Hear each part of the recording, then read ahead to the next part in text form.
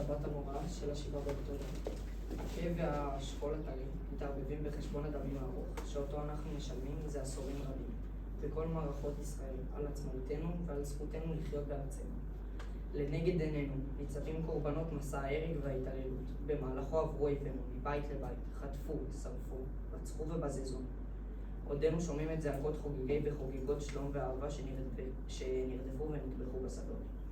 לא נשכח את הגיבורים והגיבורות מכוחות הביטחון וההצלה, כמו גם אזרחים ואזרחיות שנחלצו להגן על קשישים, גברים, נשים וטף, ושילמו על כך את המחיר היקר ביותר. נזכור ונזכיר את חיילי וחיילות צבא הגנה לישראל, שנפלו במהלך כל החודשים האחרונים בקרבות הקשים שהתחוללו, בדרום ובצפון, בהגנה על העם והארץ.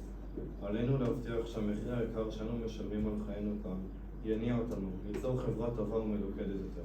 חברה היודעת לפעול גם בתוך אתגרים ואי הסכמות, לפלס דרך משותפת ולבנות בארץ זו בית מיטיב לכל החיים בה.